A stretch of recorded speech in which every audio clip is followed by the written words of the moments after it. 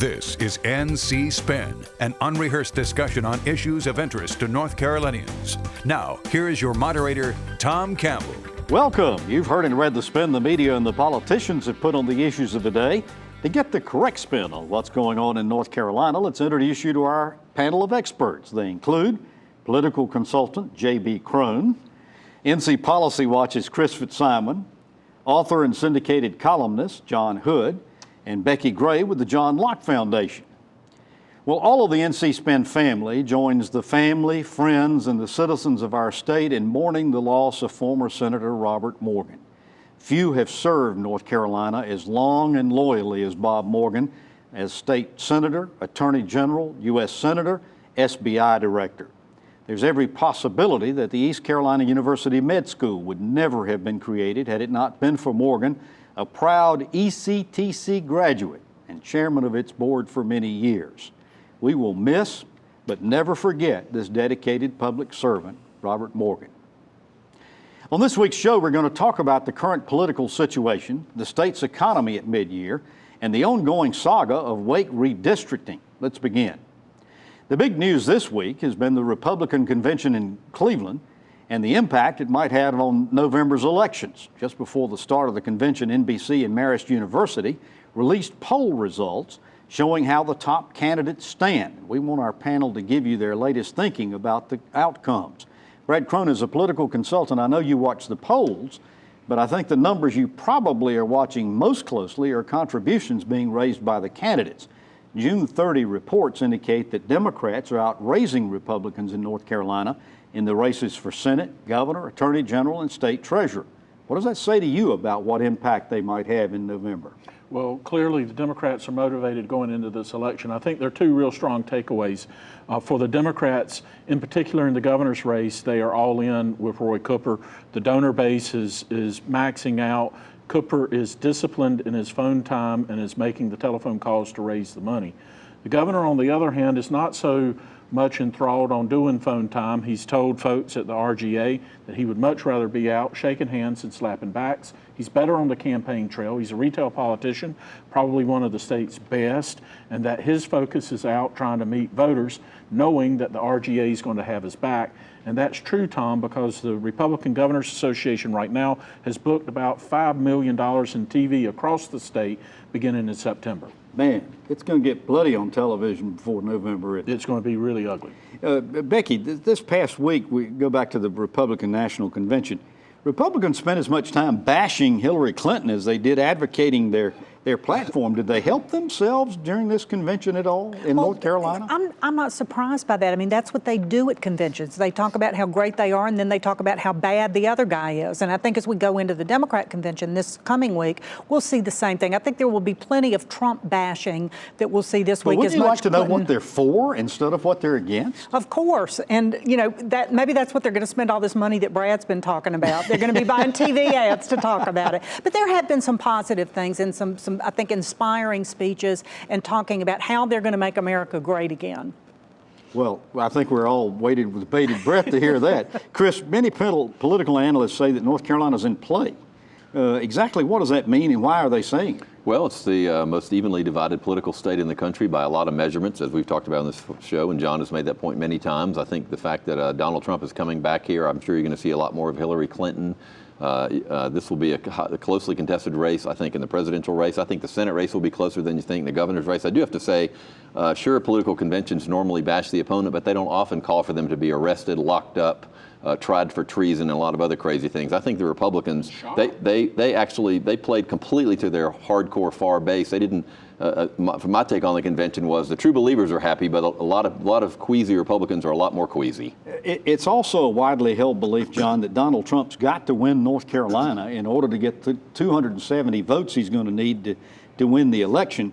Polls show the race is close, but Clinton's got a lead so far. What's Trump got to do to win North Carolina? Well, I think it is true that North Carolina is a must-win for Trump, and it's a nice to have for Clinton.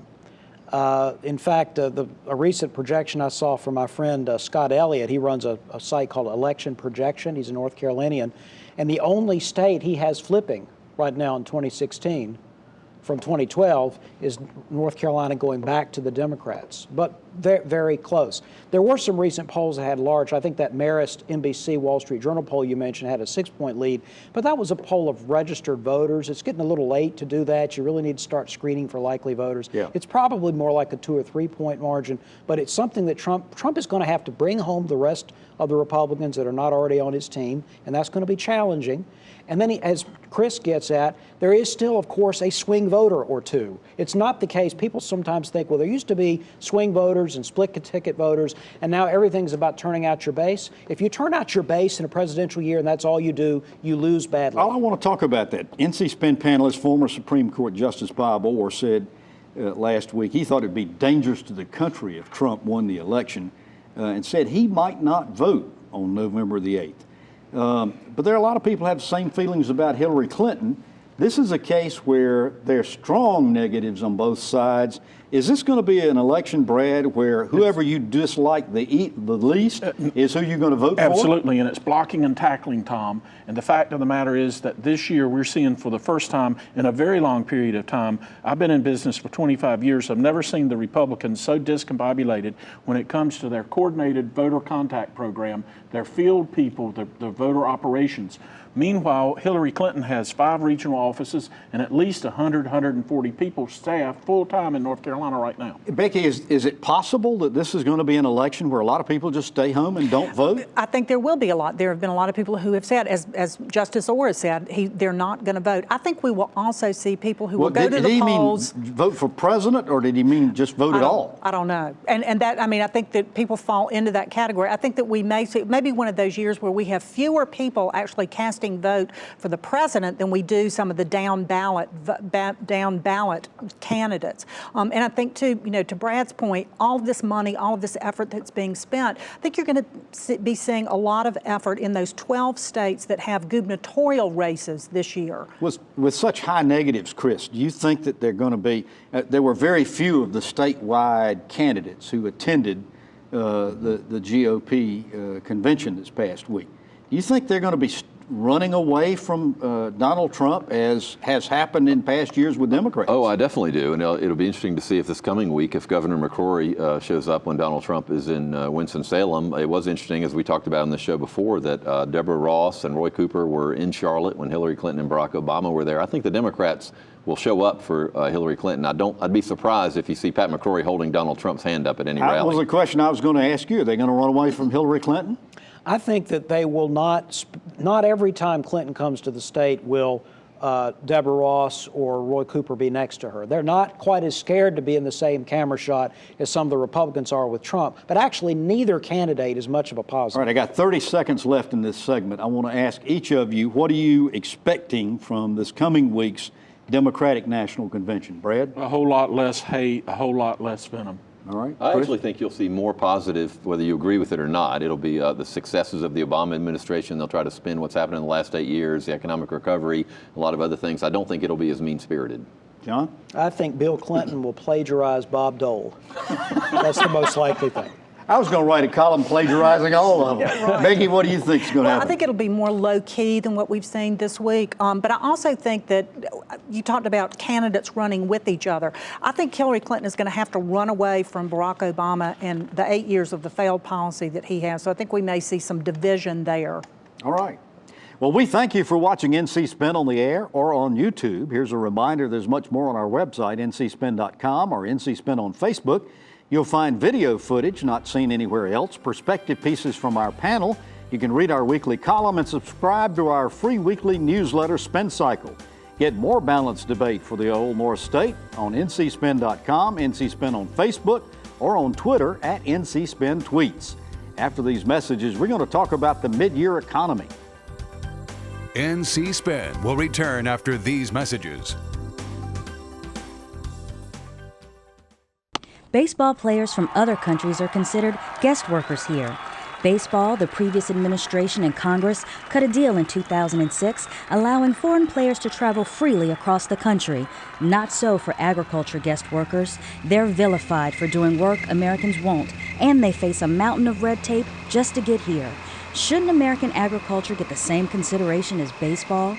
Farm Bureau and Agriculture, we keep North Carolina growing.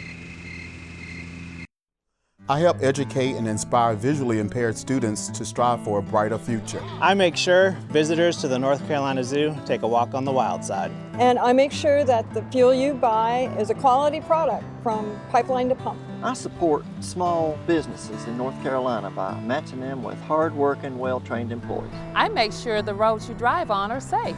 Scenic, the one voice speaking in support of the men and women who are making North Carolina great. We now return to NC Spin.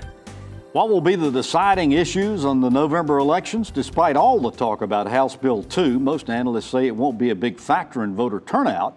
They think it's most likely the economy and jobs will be uppermost on people's minds.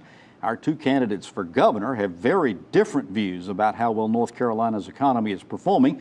Pat McCrory touts the Carolina comeback and 280,000 new jobs since he took office. Roy Cooper says the stats don't tell the story, saying most of these new jobs are either highly skilled, highly paid, or unskilled jobs, and the middle class just isn't benefiting. Becki, can both of these candidates be right and wrong? I don't think so. And if you're talking about the economy and you're talking about economic recovery over the last 4 years, Pat McCrory is right. Now, you know, these statistics that you referenced, first of all, 280,000 net new jobs since 2013. Unemployment is down in every single North Carolina county. All of the references, all of the measures that are used for economic recovery, whether it's GDP, whether it's job creation, whether it's per capita income, all of those measures are outpacing the national rankings and the regional rankings. 10 consecutive months, North Carolina's GDP has grown. You know, all of these things add up to this, whatever it is, this economy is improving, and but you're not speaking to the point. Mike Walden, the economist over at NC State, says that we've created thousands of jobs, no question there, but they're in higher paying professional levels and lower paying hospitality positions, and employers are complaining about the fact we've got a skills gap in the state. Why is that the case, and what does it tell us? Well, it's clearly, and the middle class is feeling the squeeze, and your working families, your blue-collar working families feeling the squeeze, in particular, Tom, in the rural regions of the state. Your metro regions in Raleigh and Charlotte have been the highest job growth generators that we've seen over the last 5 years. I will say this about the McCrory administration. His other story, not only about jobs, but about fiscal management, is one that does resonate with unaffiliated voters. And it is a story of success. He came in with about $3.2 billion in debt. They cleared off the debt in 3.5 years. Now, the Democrats will argue to you, you could have done that over a longer period of time and put more money into education. And that's what that debate's about. John, Charlotte and Raleigh, according to Walden, continue to be in a class by themselves, these two big metro areas, with 20% payroll growth since 2010. And then he has another tier of Asheville, Durham, and Wilmington. And unfortunately, several areas of the state, several regions of the state, have low to negative job growth since the end of the Great Recession. What does that tell you? It tells you that North Carolina is like most of the country. One of the other things that Mike points out is that the barbell he describes of high skill, high income jobs on one end and entry level, lower paid jobs on the other end, a barbell effect, is a national phenomenon. It's not in North Carolina only, or even disproportionately in North Carolina. And similarly, in most of the country, urban, particularly suburban areas, are growing very rapidly, and rural areas in most of the country are not. So North Carolina is not distinguishable from the rest of the country in this category. I mean, I'd like to, I think it's interesting, Becki, and I've heard the McCrory administration say too, unemployment is down in all 100 counties. Well, wouldn't it be weird if it wasn't after the worst recession we've had in 75 years that we're this far out of it? I hope unemployment is down. National job growth, for example, we've had 69 months, consecutive months of job growth in the United States. It's an all-time record. So a lot of what's happening, I hear governors on TV at the convention, Republican convention, you're going to hear about the Democratic convention bragging about how well their state's doing. There's a common theme here, which is the national economy, where most of the big decisions are made, has recovered, but there are still people who are struggling, just like in North Carolina and a lot of other places. So it's interesting, nobody mentions the Obama administration's economic record when we're talking about these things. It is impossible for it to explain how North Carolina is is doing better than the national average. You can't say, well, that's because of Obama. That's the nature of doing but better. Wages aren't better than the national average. Incomes are. Walden concurs with the fact. Wages aren't. Walden concurs with what you've been saying on this show, and that is that North Carolina's recovery has been stronger than many states throughout the country. But he says that there are some warning signals here that we ought to be concerned about. Population growth has slowed down. We've been growing at a rate of about 2% per year. It's slowed down to about 1% now. What's causing this slowdown? Partly that is, again, not a phenomenon that is, believe it or not, that is limited to North Carolina. It actually is fewer people moving around. It's kind of surprising. If you live in North Carolina and you've seen all these newcomers, you tend to think that Americans still move around a lot. Actually, we move around less than we used to. That is a declining percentage of the population that is getting up and moving. And that's actually a real problem, because people who live in areas where the industries are not competitive anymore, probably the best single thing they could do to improve their situation is to move somewhere else. That has become less likely than it was in the past for a variety of reasons, and that is one reason why North Carolina is not attracting, lots of states are not getting as many immigrants from other parts of the country. Brad, you're chuckling over here. I'm just thinking that the Yankees up in New Jersey and New York and Ohio, they can't drive down here on I-95 because the darn thing's falling apart. They can't make the trip anymore. Our roads are in such bad shape. But once they get high-speed rail, it'll all be just fine. All right, so what is all this saying to us? All this information that we are gathering, trying to put all of this together. What's the message you're getting here, Chris? Well, the message is that there really are two stories to tell, and it depends on what region of the state you're in, who you're talking to, how families are doing, whether they have a job, whether they have health care, are they worried about their economic future, and then, of course, whose fault it is or whose credit did they give. And we're going to hear a presidential campaign. We're going to have candidates coming through here every day talking about the Obama administration did this right. The Trump campaign's going to say they didn't. We're going to hear the opposite from the gubernatorial candidates. I think it's going to be very confusing. What message do you think we got, Becki? The message that I have is, number one, to Chris's point, we are coming out of the recession. We're seeing a national recovery. However, North Carolina is recovering faster and stronger than not only the region, but the country. And so whatever we're doing in North Carolina, we're doing it right. And on all of these different measures, it's not just unemployment, it's not just job growth, it's lots of things. And getting our fiscal house in order, the budgeting that we've done, putting money aside, paying off debt, as Brad mentioned, putting a lot of money into education, investing in transportation, all of those things that North Carolina is doing are spurring this recovery that we have. Is that the message you're getting, Brad? Yeah, no, I agree with Becki on that in the sense that we are recovering at a faster rate. We have done that historically, all the way back through Reconstruction. And that has been because our state has made critical investments in our infrastructure systems. And that's just the sheer fact of who we are as a people, and that's why we are North Carolina. What's the message you get, John? Well, on that point, that's actually something that has not been getting a lot of attention. But North Carolina has significantly increased highway spending over the last 6 years. I went back and ran the numbers, and it's up by about 50%. And state-funded highway construction and maintenance is up 50% over 2010. All right, we're going to take a break. When we come back, we're going to talk about redistricting arguments that just keep coming. NC Spin will return after these messages. You only get one pair of eyes. Keeping them healthy is critical to your quality of life. Members of the NC Optometric Society know this. These highly skilled doctors have the latest technology and the medical training to care for your eyes and the eyes of those you love. Make sure you visit your optometrist for an eye exam on a regular basis. For more information on keeping your eyes healthy or to find the right optometrist for you, visit nceyes.org. Remember, healthy eyes, healthier lives. It's a fact. Patients who receive care in the medical home from a trusted family physician reduce healthcare costs through prevention, early detection, and affordable management of high-cost chronic diseases. Every dollar invested in healthcare matters. Let's invest them wisely, building on North Carolina's medical home model. Better health begins with a medical home, a trusted family physician, the best return on our healthcare investment. Learn about the importance of medical homes at ournchealthcare.com. You sleep on concrete till your body get immune to concrete. My mom got my brother and I up and said, come on, we're leaving. I became homeless in the beginning of this year. When I was about 4 or 5 years old, our house caught fire. I used to see my brother. If he see me, he'd turn and go the other direction. We did the only thing that we could think of, and we went to a Salvation Army shelter. You know, we don't have this, like, what's your background look like? We just say, What do you need? I remember the man from the Salvation Army coming down with a box of clothes. The Salvation Army officer bought my brother and I an ice cream cone. Last week, my brother walked up to me and he just started a conversation. Today I've given my life to the Salvation Army because I remember what somebody did for me, my brother, and my mom over 30 years ago. The Salvation Army for me means hope. Compassion. Family. Support.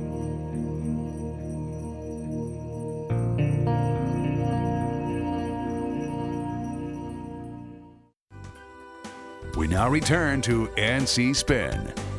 On last week's show, we talked about the ongoing redistricting battles in our state, especially those for the Wake County School Board and Wake County Commissioners elections. U.S. District Court Judge James Diver ordered the county, the legislature, and the State Board of Elections to tell him how they intended to proceed after the Fourth Circuit Court of Appeals ruled the districts unconstitutional.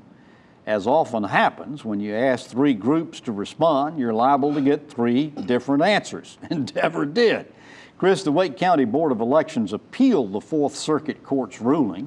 The State Board of Elections said they're going to redraw maps if they need to, and the legislative leaders say they want to intervene in the lawsuit because Roy Cooper didn't include them and wasn't adequately representing them on the case. What's your take on all this? Well, it's a mess, and I think that regardless of what you think of the Fourth Circuit's decision, we have to figure out now how to have an election in Wake County for school board and county commissioners. I think there's there's three options. Somebody can draw the new maps. Nobody wants to. Nobody wants to draw them. We can operate under the maps that we had before the legislature changed them, or we can have an election under the maps that the Fourth Circuit just said are unconstitutional. Those are the three options. Well, there's a fourth option. Well, put the Not election hold off the elections year. in- yeah. Put the election off the year. I think we'll have an election. I think the question will be which maps we'll use. Whether we'll use the ones that the legislature put in place, I think that's less likely, or we'll use the ones that we had in place before the legislature changed them that the voters are still used to. All right, Brad, the legislature said point blank, they're not coming back into special session to redraw these maps. The Wake County Board of Elections said, well, we can do it, we can draw temporary. What good is that doing? Well, temporary it maps. isn't. And like kissing your sister. It is, and here's the deal. You know, initially, Tom Tillis and President Pro Tem said they didn't want to be a party up to it, to defendants in the lawsuit. Now, Tim Moore and the President Pro Tem have changed their mind and said, hey, we do want to be included as defendants in the lawsuit in front of the Fourth Circuit. So even the legislature is sending mixed signals on this, Tom. So let's play this out, John. If the Wake County, if the State Board of Elections redraws the maps, do they have any expertise in doing this? Should we have any confidence in what they're doing? You can hire the expertise, and it can be done quickly. We have not mentioned another possible outcome, which is that Judge Dever may redraw the maps. He has apparently the authority to do that. That is another option. He would hire somebody to do it. This is actually not that difficult to get people to draw maps. Would they be judges temporary do maps? this on some regular basis. Would they be temporary maps, perhaps, and the legislature would have to come back and do this again? I assume that the legislature would always have jurisdiction to redraw these maps. You know, the plaintiffs want the maps to revert to what the local boards did, but the truth is that even if the legislature acted in error and gerrymandered the maps, I'm not sure that that's the right decision. The legislature clearly has constitutional authority here. Becki, what are these candidates going to do that have already declared? They've started campaigns, they've been raising money, they've been out trying to get votes. I mean, they're in Neverland here. Well, they are, and it's confusing for the candidates, but it's also confusing for the voters, which is one of the questions that Moore and Berger raised just this week was, you know, just leave it like it is for this election. Let us get through this. We're too close to the deadline to have the new maps. And so it's confusing for the candidates. It's also confusing for the voters. It's confusing for everybody. Well, and it just begs the question, what is it going to take to finally get us to a point where redistricting is done on a more scientific and less partisan basis? We've got to do it. I mean, it's absolutely critical. Everybody says that. We're not doing it. I agree. All right. When we got to do it. But even under those terms, that doesn't mean that everybody will agree to it. And there won't be lawsuits involved, even if you have an independent board do it. That's not a guarantee that everybody's going to be happy with it. All right. Well, we'll see. After these messages, we're going to ask the panel to tell us something we don't know. NC Spin is brought to you in part by the North Carolina Farm Bureau. The Farm Bureau and Agriculture. We keep North Carolina growing.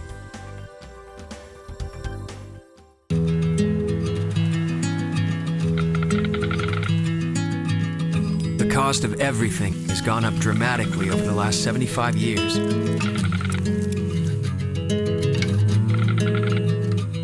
With one exception, keeping electricity affordable. That's the power of your co-op membership.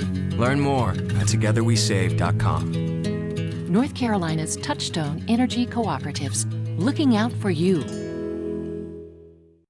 I help educate and inspire visually impaired students to strive for a brighter future. I make sure visitors to the North Carolina Zoo take a walk on the wild side. And I make sure that the fuel you buy is a quality product from pipeline to pump. I support small businesses in North Carolina by matching them with hard-working, well-trained employees. I make sure the roads you drive on are safe. Scenic, the one voice speaking in support of the men and women who are making North Carolina great. We now return to NC Spin. So here we are at one of our favorite parts of the show where we ask the panel to tell us something we don't know. Brad Crone, I'll start with you. Well, Tom, at the start of the show, you were talking about Senator Robert Morgan, and the one thing that I think that he really had an impact on in this state was drug addiction. When he was first elected Attorney General in 1969, he sent out it's probably 60-page pamphlet about drug addiction and how it's impacting our youth. And that went to every single high school in the state of North Carolina. And then as United States Senator, he made sure we had funding on mental health and drug rehab programs. And then as the SBI director, the DARE program. So he really made just an incredible impact on drug addiction in our state and how we handle it. Chris Fitzsimon, tell us something we don't know. The Department of Cultural Resources sends out, it has a lot of things on this day, what happened in North Carolina. I was really interested in this past Monday, they sent out a reminder that on this day, 53 years ago, the North Carolina Fund was created, which came out of the office of North Carolina Governor Terry Sanford, who sort of inspired by the war on poverty, created a lot of anti-poverty organizations in North Carolina, many of which are still around and doing great work in communities. All right, John, tell us something we don't know. This is not earth-shattering, but I'm still struck by the fact that because of the high disapproval ratings for Hillary Clinton and Donald Trump, third-party candidates like Gary Johnson and Jill Stein from the Green Party, John from the Libertarian, are getting pretty high poll ratings. I think we often think of third-party candidates as cranks, but lots of voters will prefer a crank to a crook or a creep. All right, Becki, tell us something we don't know. Last week on the floor of the U.S. Senate, a group of liberal senators attacked individuals, companies, think tanks, other organizations across the country who dared to disagree with their position on climate change. This is an attack and an affront on First Amendment rights.